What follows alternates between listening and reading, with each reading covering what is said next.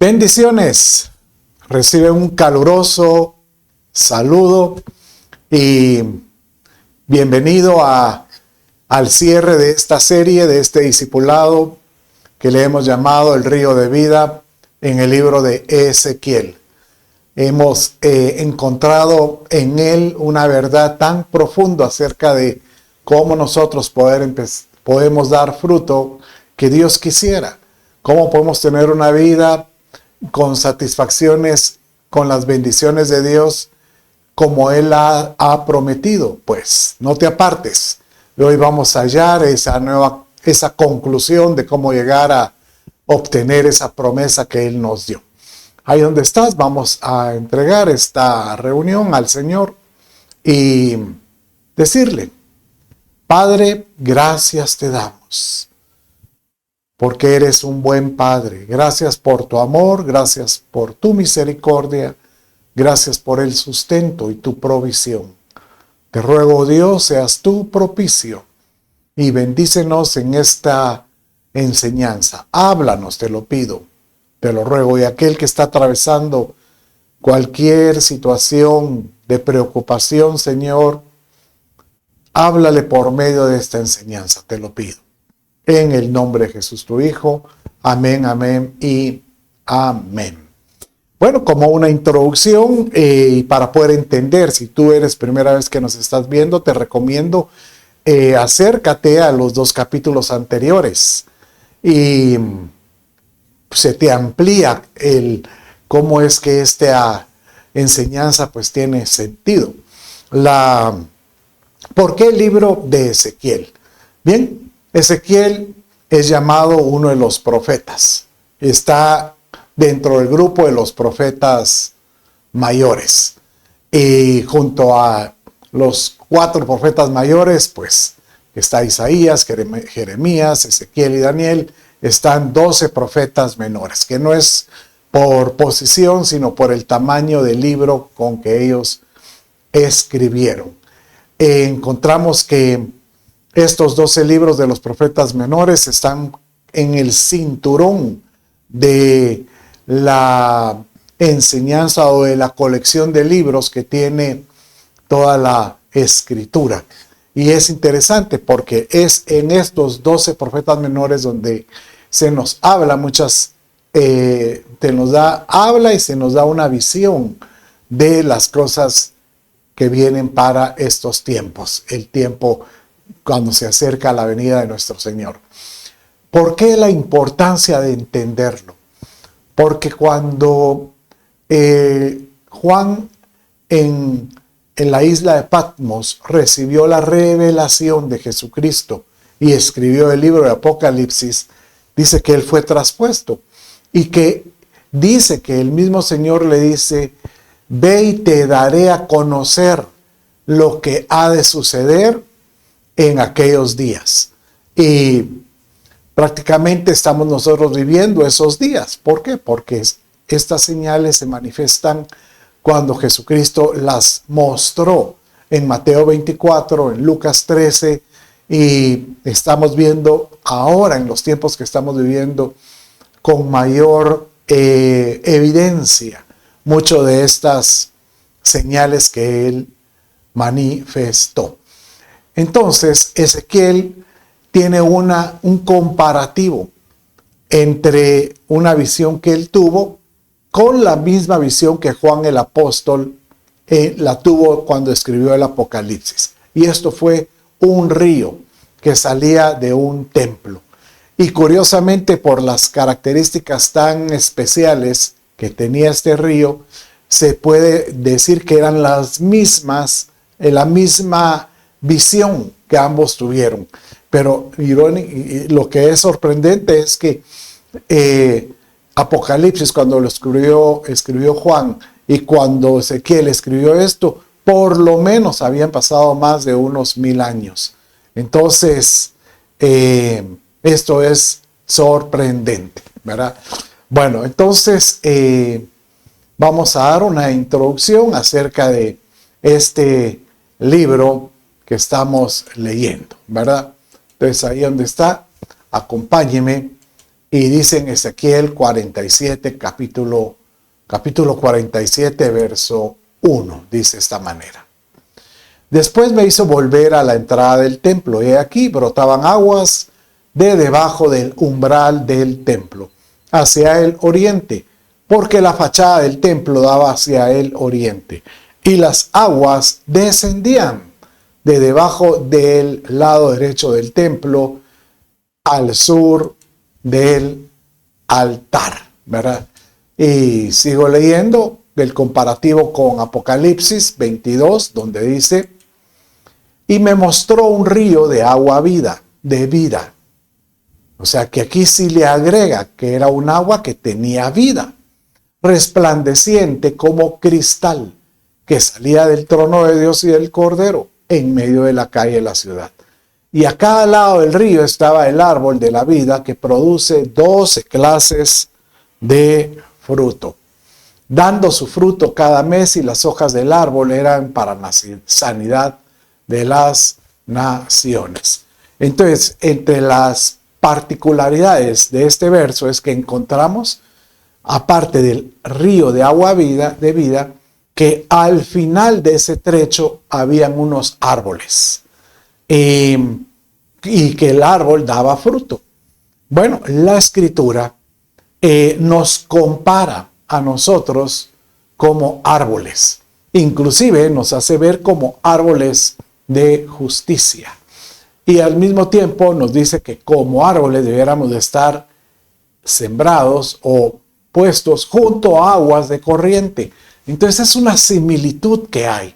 Entender por qué un río, entender por qué árboles y por qué un fruto.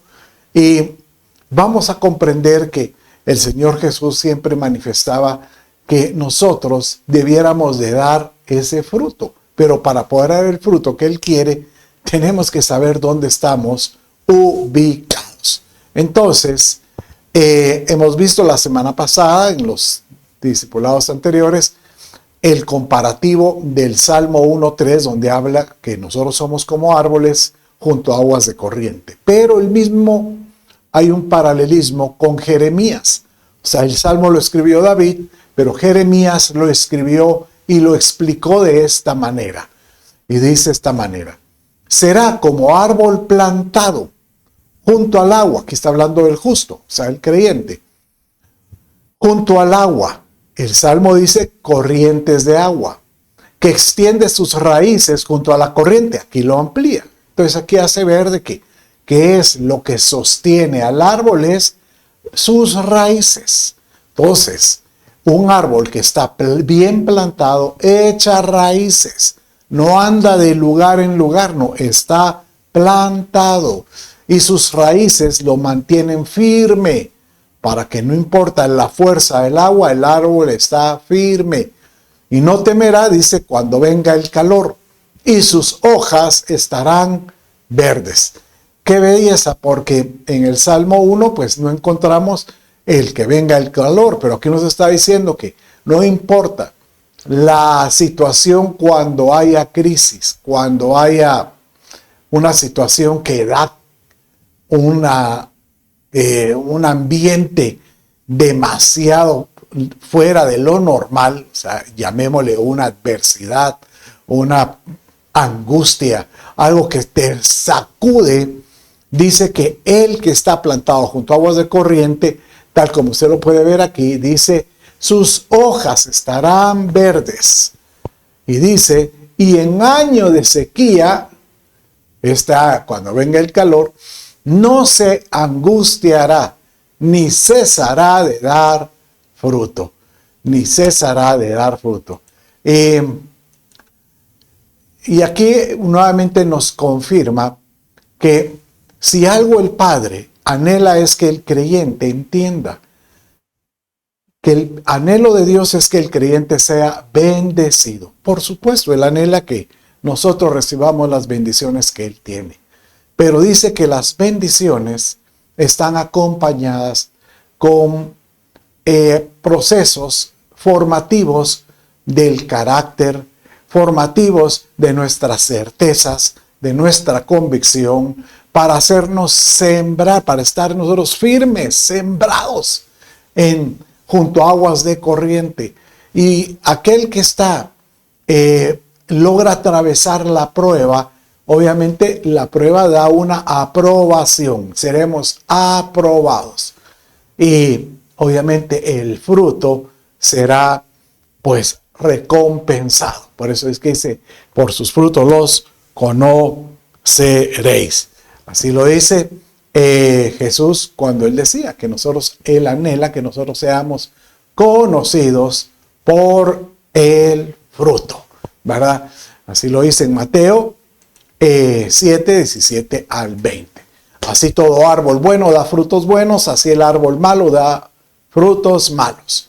Un árbol bueno no puede producir frutos malos, ni un árbol malo producir frutos buenos. Todo árbol que no da buen fruto es cortado, echado al fuego, así que por sus frutos los conoceréis.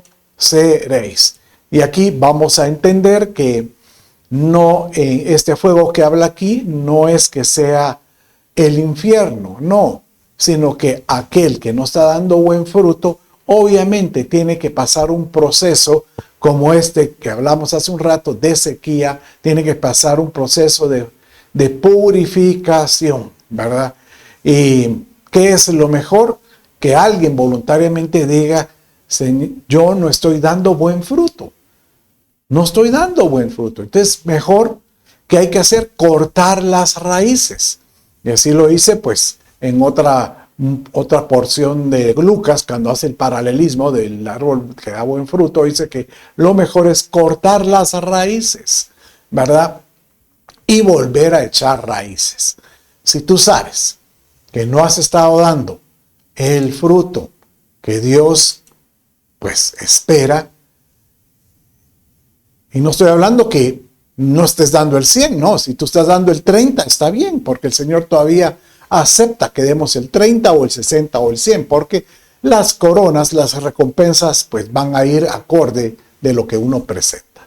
Pero si Él dice, si tu fruto no da ni el 30, sino es malo, y tú sabes que no hay transferencia de vida en lo que haces, lo mejor es, Señor, ayúdame y si es necesario comenzar de nuevo.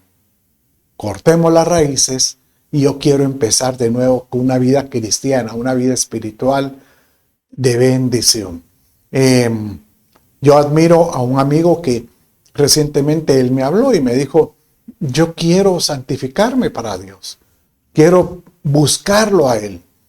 Y como no puedo irme a un retiro de grupo, él me dijo, y él se fue en estos días, se retiró él solo, se fue a una habitación en el interior del país y se fue a ayunar. Y ayer hablé con él y me contó que llevaba ya 3 días, pues a pura agua y algunas semillas, pero que estaba orando y que Dios ya le empezó hablando, ¿verdad? Ese es el tipo de acciones o actitudes que Dios reconoce, porque uno está haciendo un sacrificio por tratar de dar el fruto que alguna vez dimos. Y por eso, por sus frutos, los conoceréis, ¿verdad? Entonces, una forma de saber si tu fruto es bueno, pues es, como lo mencionaba un rato, si tienes transferencia de vida. ¿Cómo sabes si tienes transferencia de vida? Pues cuando el Señor estaba hablando acerca de esto del fruto, Él todavía menciona y dice, porque vendrá un día en que algunos vendrán y me dirán, en tu nombre hicimos esto, esto y esto. Y yo les diré, no los conoceré. Pero vendrán algunos que me dirán. Y Él menciona este verso que vamos a leer ahora. Dice así en Mateo 7, 24 y 25. Esto no lo leí la semana pasada, pero dice, por tanto, cualquiera que oye estas palabras mías y las pone en práctica, aquel que está dando fruto bueno, será semejante a un hombre sabio que edificó su casa sobre la roca. Cayó la lluvia, vinieron los torrentes, soplaron los vientos y azotaron aquella casa. Vinieron las adversidades, vinieron aquellos ambientes que uno no está acostumbrado. Pero no se cayó porque había sido fundada sobre la roca.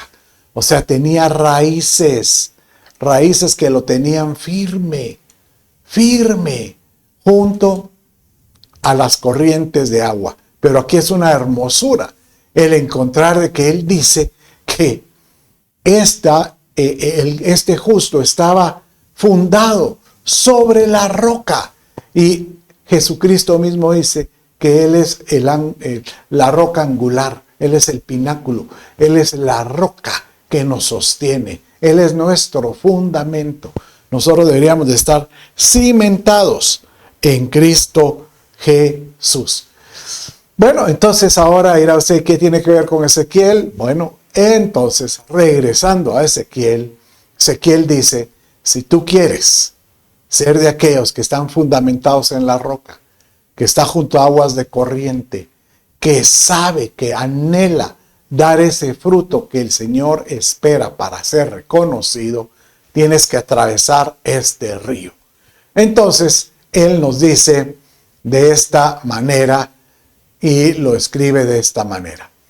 Cuando el hombre salió hacia el oriente con un cordel en la mano, midió 1000 codos. Es curioso porque está diciendo que esta etapa, cuando él estuvo ahí, lo midió. O sea que de alguna manera, si nosotros nos identificamos con cada una de estas etapas para dar el fruto, vamos a tener que ser medidos.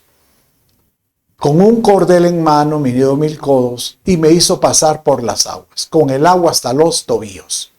Midió otros 1000 y me hizo pasar por las aguas, con el agua hasta las rodillas. De nuevo midió otros 1000 y me hizo pasar por las aguas hasta la cintura, ¿verdad? Y por último, dice que midió otros 1000 y era ya un río que no se podía pasar, ¿verdad? Porque las aguas habían crecido de manera que el río no se podía pasar sino a nado. Prácticamente si era nado es que había que sumergir, dejarse llevar por la corriente, sumergido totalmente. Y dice, y volviendo yo, vi que en la ribera del río había muchísimos árboles uno al otro, dando a entender que había que llegar a nadar, a sumergirse para poder recibir esta etapa. Bueno, la explicación que hemos dado es que la primera etapa de los tobillos habla acerca de la fe. Tener la fe, así como los hebreos cuando pasaron el Jordán, dice que el agua les llevaba a los tobillos y tuvieron que tomar la fe para llegar a ese momento con el arca cargada de creer que Dios la iba a partir. Y habla también de que por la fe, para tener la certeza que nosotros fuimos llamados para ser portadores de este evangelio. ¿Por qué? Porque calzados con el apresto de la paz del evangelio, ¿verdad? De ahí encontramos que el agua llega hasta las rodillas. Lo vimos que las rodillas habla del sostenimiento, de la esperanza. ¿Y cómo podemos nosotros tener esperanza? Porque dice que por medio de las rodillas uno las tiene que sacudir. ¿Por qué? Doblando rodillas en oración. Y solo en oración podemos nosotros tener la esperanza de que vamos a alcanzar lo prometido, ¿verdad? Entonces hay que sacudir esas rodillas endebles, dice, que se han endurecido, que ya no claman, que ya no esperan, que ya no tienen esa certeza de saber de que Dios va a obrar. Y por último encontramos la cintura que vimos la semana pasada, que habla acerca de los lomos. Y esta parte de los lomos es donde están pues prácticamente las entrañas del hombre, que es donde están pues el estómago, el vientre, donde están los aparatos urinarios, el aparato reproductor. Entonces es prácticamente donde están esa parte de los deseos, el deseo de comer, el deseo de saciarse, el deseo de evacuar o el deseo de reproducirse. Son deseos de la carne, y pues aquí lo que dice es que nosotros debemos tener dominio propio, control sobre los deseos. porque esto nos puede permitir retrasar el proceso que Dios tiene. Y hoy pues vamos a entrar a esta nueva etapa que es el nado. Vimos que cada vez que estos pasan el río, llegan a un fruto, a unos árboles que demos fruto. Pero ¿cuál es el fin de dar ese fruto? Bueno, entonces Ezequiel termina diciendo, y prácticamente con esto finaliza esa visión que él tuvo, que estas personas que habían atravesado y habían alcanzado el árbol con los frutos, llegaron a un lugar donde habían pescadores, dando a entender que nosotros debiéramos de convertirnos en pescadores. Y así lo hice, el cierre del capítulo 47, versos 9 y 10. Bueno, no es el cierre, pero en esta porción del río. Y sucederá que donde quiera que pase el río, todo ser viviente que en él se mueve vivirá. Habrán muchísimos peces, porque estas aguas van allá y las otras son purificadas, y así vivirá todo por donde pase el río. Y junto a él pararán los pescadores. Y desde Engadi hasta Eneglaim habrá un lugar para tender las redes. Sus peces serán según sus especies, como los peces del mar, numerosísimos. Y esto nos hace recordar de las redadas de Jesucristo, que hay una enseñanza hermosísima. Él tuvo una redada. ¿Qué significa esto? En el inicio de su ministerio y la última redada al finalizar el ministerio, que es que él llegó con sus discípulos y esos pasando el tiempo sin pescar, ¿no? A pesar de ser pescadores, pero no pescaban.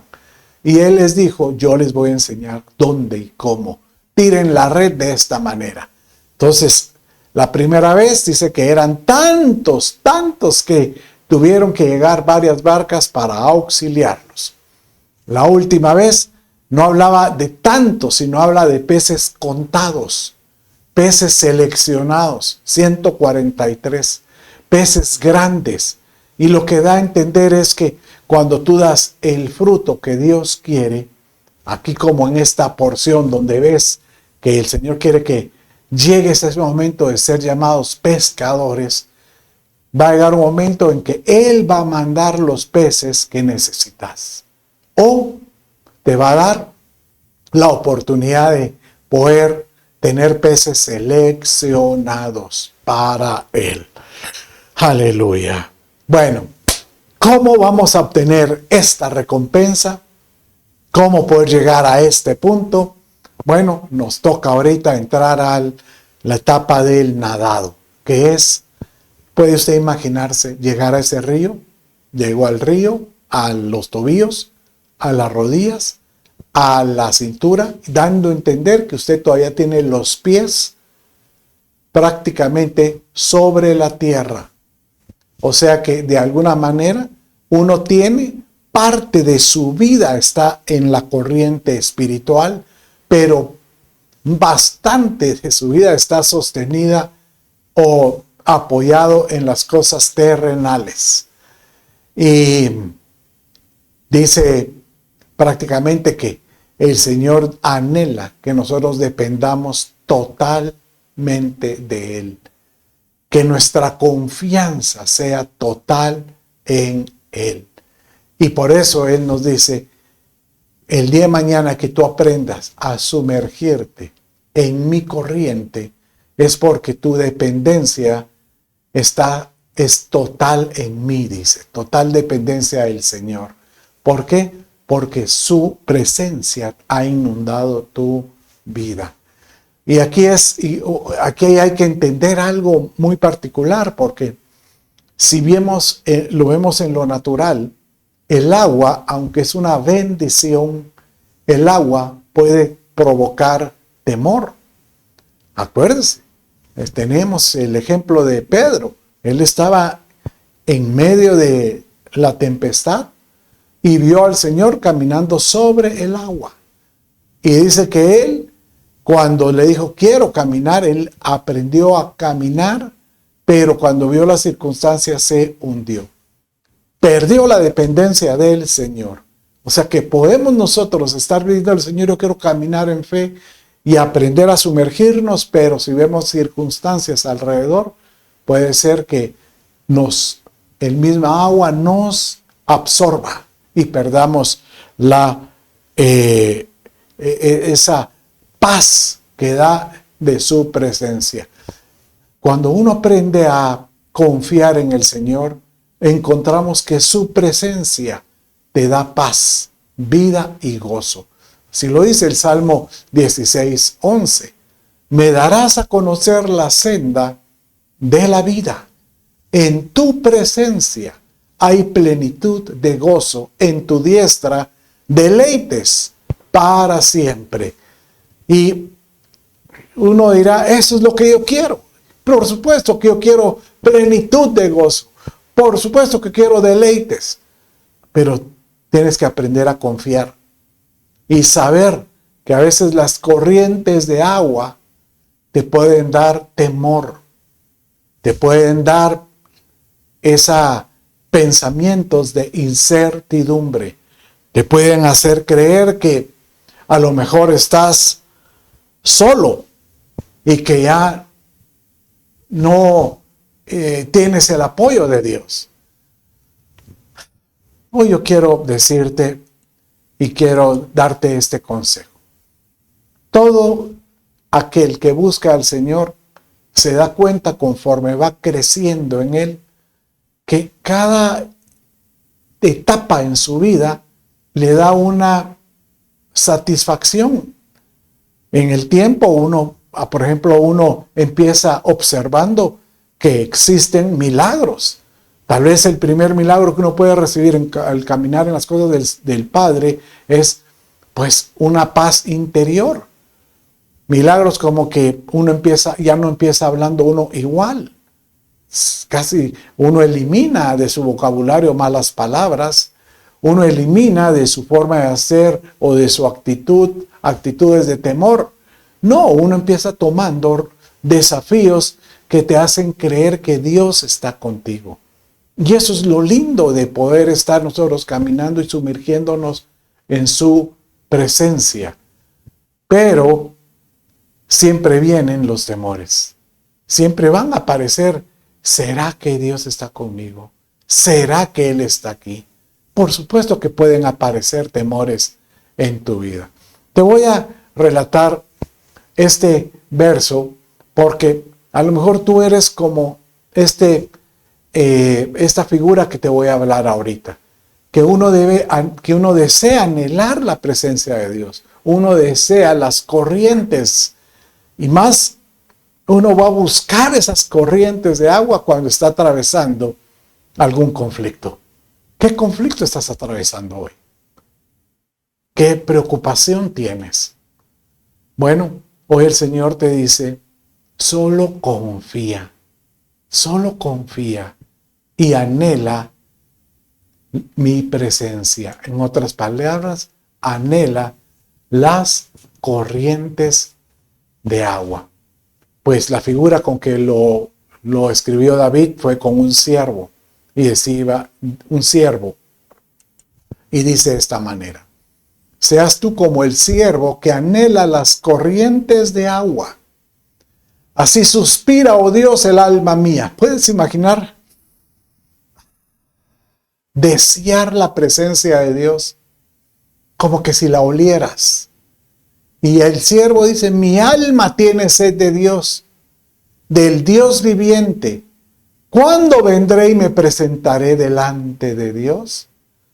Por supuesto, todos deseamos, y ese es un anhelo del Padre, es que nosotros podamos meternos en su corriente de agua. Y así como este siervo, que a lo mejor él estaba con el agua a los tobillos y empieza a aspirar y se da cuenta. A lo mejor él en ese momento hay sequía y él sabe que no encuentra esa agua que él necesita, pero él sigue buscando y hasta que encuentra un charco y empieza a caminar en él. Y él dice, aquí está, y a lo mejor la prueba que está atravesando lo tiene angustiado.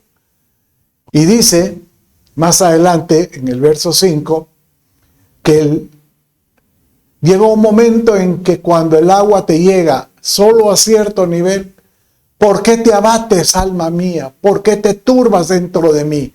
¿Sabes qué lindo? Porque aquí es como que si el Espíritu le hablara al alma.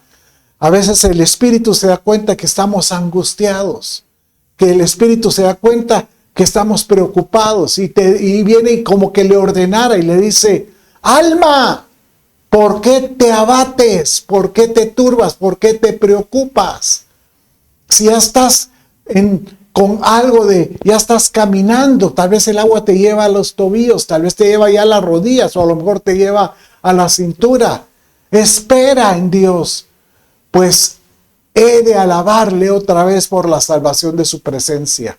Deja que su presencia, que su corriente llene, corra, para que llegue un momento en que tú digas, aquí siento ya que estoy navegando en su presencia. ¿Cómo lo dice? Bueno, en los versos que siguen después, dice, un abismo llama a otro abismo a la voz de tus cascadas. Y aquí dice, todas tus ondas y tus alas han pasado sobre mí. Da la impresión como que él en ese momento no miraba que hayan corrientes de agua. En ese momento él miraba que tal vez estaba angustiado, pero no miraba, no tenía esa paz, pero anhelaba la presencia de Dios. Y conforme se fue metiendo, de repente mira cómo es que viene esa correntada de agua, como que si fuera una cascada de un lado a otra, y dice que tus olas han pasado sobre mí, dando a entender, solo me dejé llevar en el fluir de tu corriente. Hay un canto que dice, déjate llevar en el fluir de tu espíritu.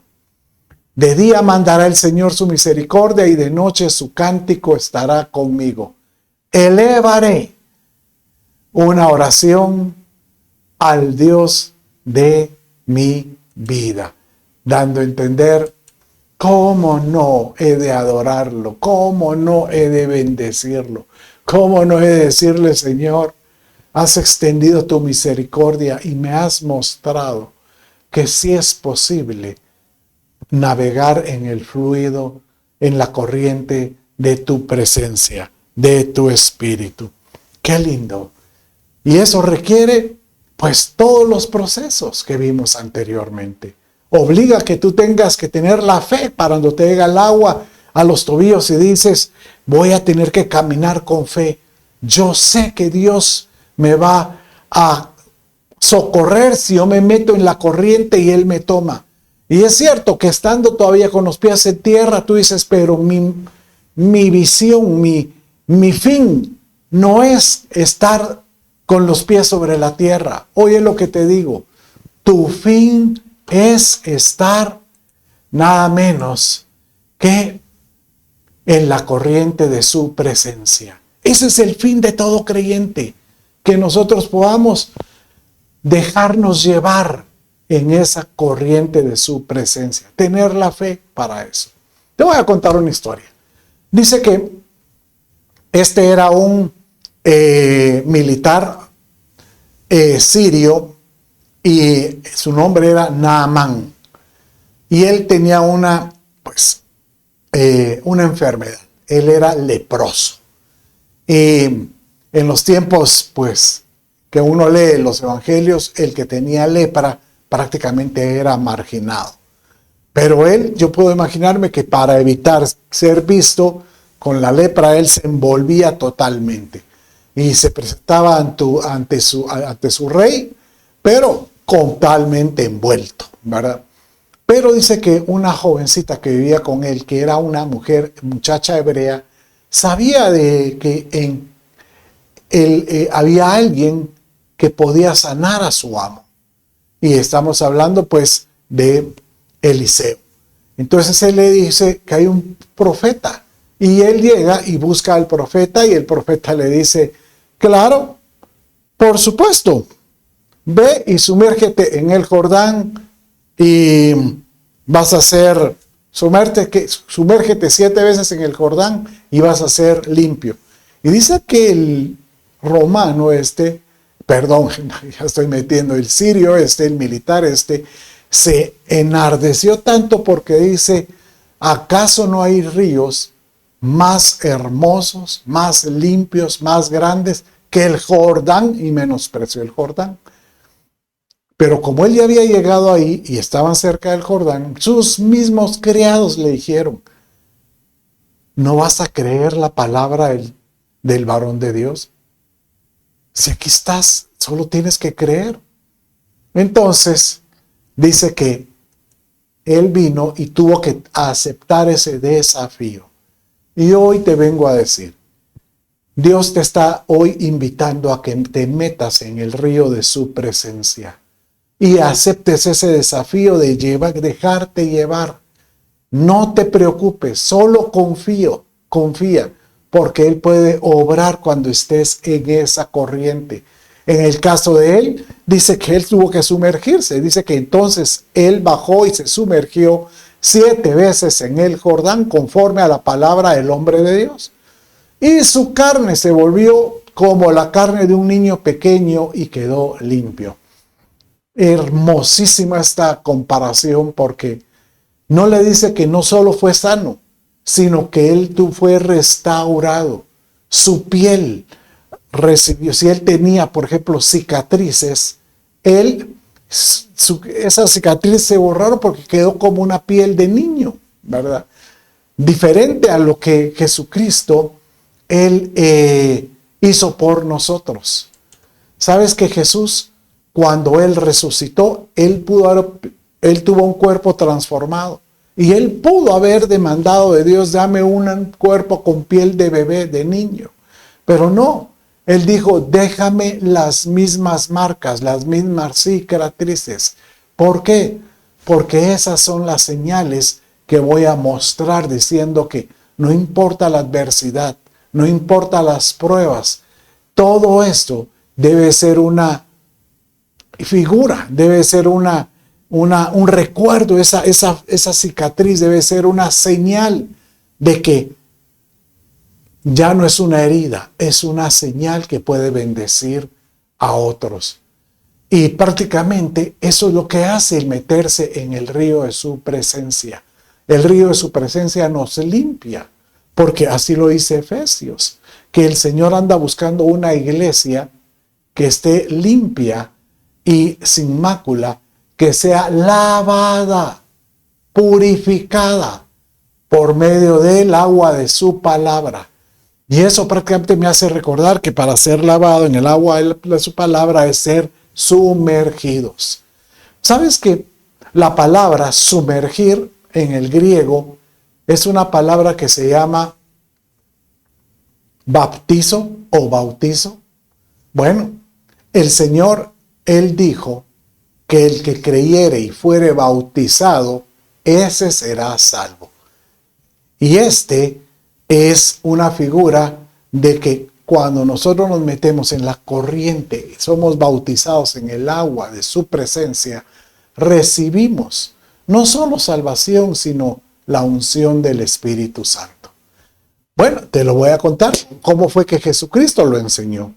Dice que estaba Jesús y se acercó con él un principal de los fariseos que se llamaba Nicodemo. Inclusive llegó de noche para no ser visto de día, porque qué vergüenza al religioso yendo con Jesús. Y cuando él llega y le dice, ¿es cierto que tú das salvación? Y él empieza diciendo, tú lo has dicho, ¿verdad? Claro que sí.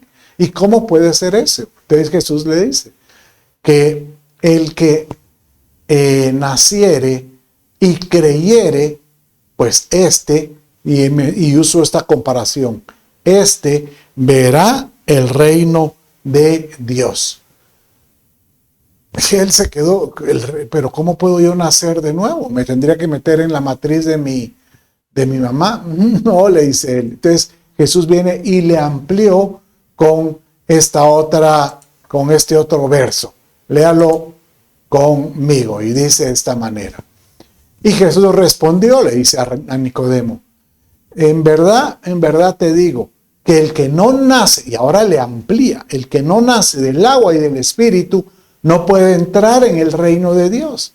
Entonces, aquí ya no le está diciendo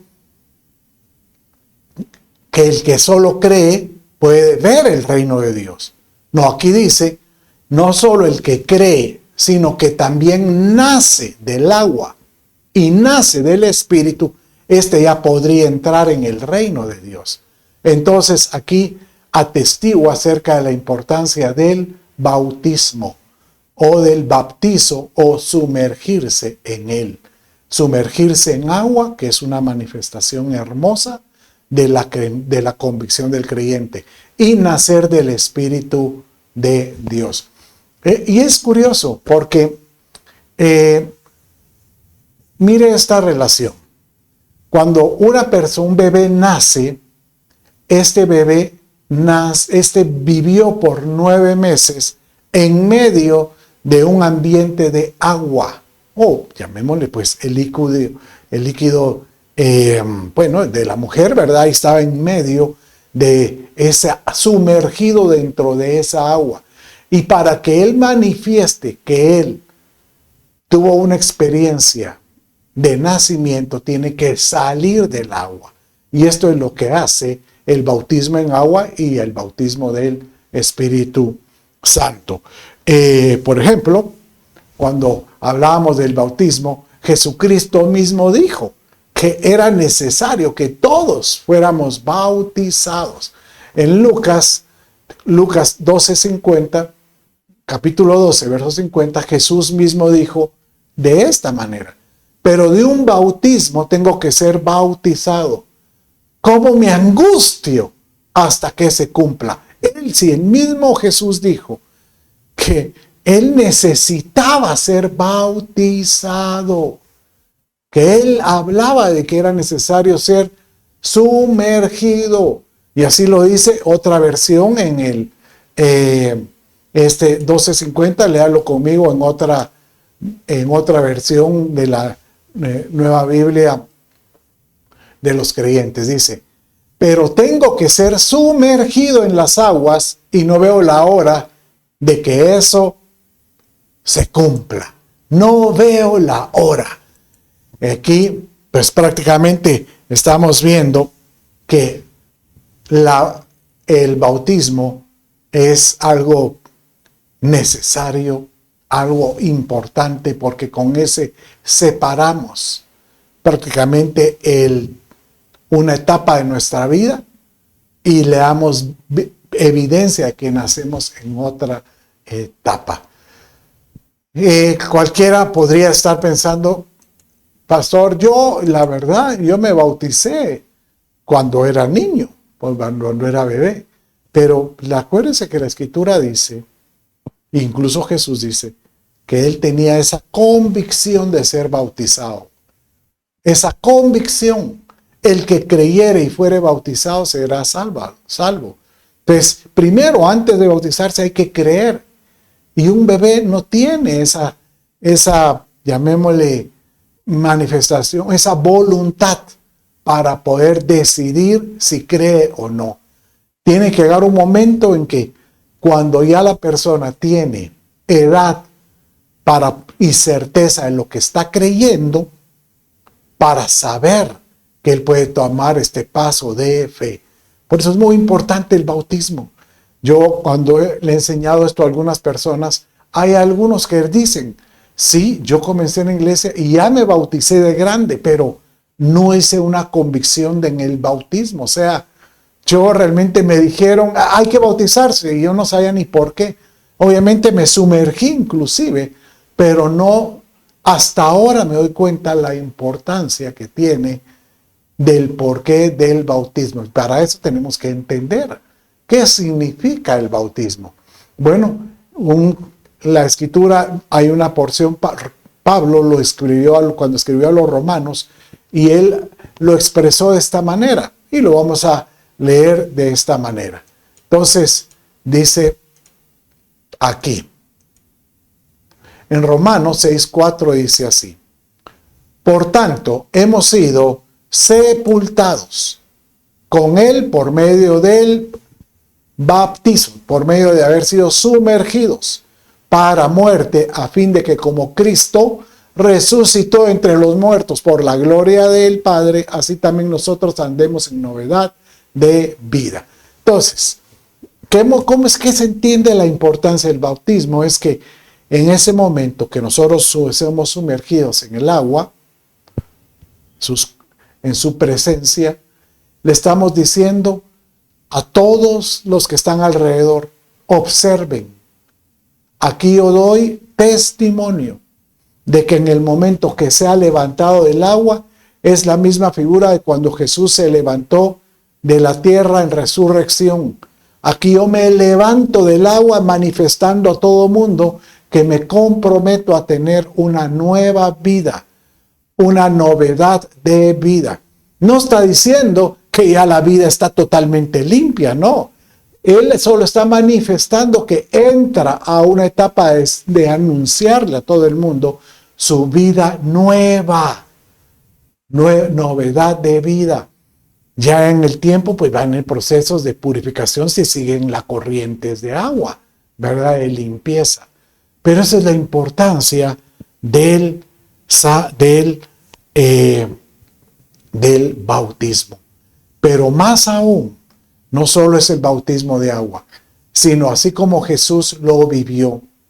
Y dice que Jesucristo, en Mateo 3:16, dice que cuando Él fue sumergido, bautizado en el agua, y dijo, ahorita estoy en su presencia, diciéndole, su presencia me llena, me da plenitud de gozo, me da deleite a su diestra, ¿verdad? Y el Espíritu Santo dice que descendió como paloma sobre él. Dice, después de ser bautizado, Jesús salió del agua inmediatamente, y aquí los cielos se abrieron, y él vio al Espíritu de Dios que descendía como una paloma y venía sobre él. Esto es lo que Dios quiere que suceda contigo. Él te dice que mi espíritu descienda sobre ti como una paloma, que tú puedas ser lleno no solo de mi plenitud cuando estés manifestando, por ejemplo, el bautismo en agua o estás metiéndose en las corrientes de agua, sino que también estés lleno de mi Santo Espíritu. Que el Espíritu de Dios llene tu vida y manifieste por medio de sus dones y el fruto del Espíritu las muchas bendiciones que Él quiere mostrarte. Hoy yo te animo a que tú puedas anhelar como Jesús lo anheló, las corrientes de agua. Así como el siervo que anhelaba, que hacía esto.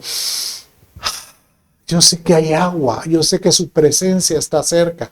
Yo anhelo su presencia.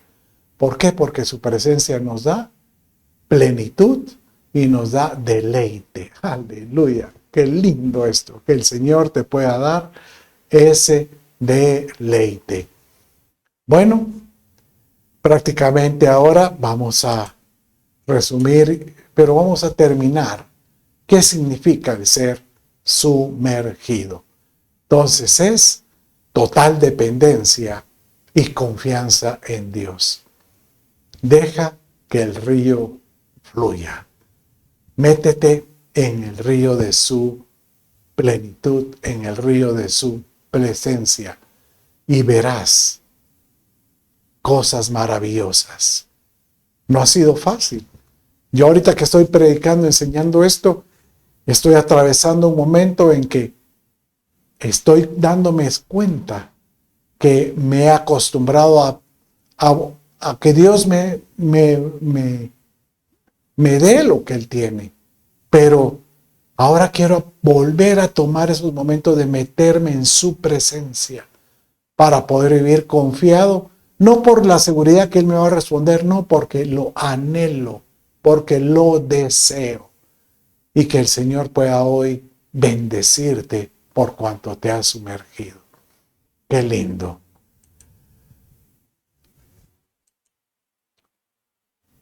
Ahí donde estás.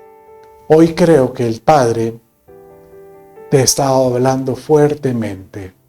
Y Él viene y te dice, no temas, solo confía. Confía que yo te llevaré por las corrientes de agua. Confía en que cuando estés sumergido, tal vez ya no toques tierra y digas, me voy a ahogar. No.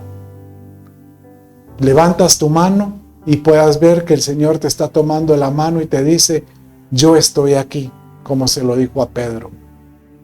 Solo cree. Puedes ver las olas, puedes ver las adversidades, puedes ver que hay cosas adversas, pero hoy el Señor te dice, sumérgete, sumérgete, solo confía que yo estoy aquí. Solo cree. Padre, en el nombre de Jesús, yo te ruego que aquel que me está escuchando hoy pueda depender totalmente de ti. Que tu presencia, Señor, lo envuelva y que Él pueda, Señor, volver a experimentar la plenitud de gozo, deleite a tu diestra por siempre. Padre mío, que podamos, Señor, atravesar estos procesos por los tobillos, por las rodillas, por los lomos, por los tobillos, teniendo la fe para creer. Y que creyendo que tú eres nuestro Señor y Salvador Jesús amado, las rodillas que nos den la fortaleza para orar y poder creer, Padre, en oración y tener esperanza, esperanza que tú estás con nosotros, esa fuerza que te sostiene, que sostiene tu cuerpo. Y poder, Señor, llevar hasta los lomos, tener dominio propio de esos deseos de la carne, los deseos de los ojos, la vanagloria de la vida. Padre, que tengamos dominio propio, Señor, de todos estos impulsos que a veces tenemos y poder sumergirnos en tu presencia para poder dar el fruto que tú demandas. Señor, si algo quiero es que seamos conocidos por el fruto que tú nos esperas. Señor, te doy gracias, te bendigo en todo varón o mujer que me estás escuchando y que el Señor bendiga tu vida. Con esto finalizamos, sean bendecidos. Un abrazo, bendiciones.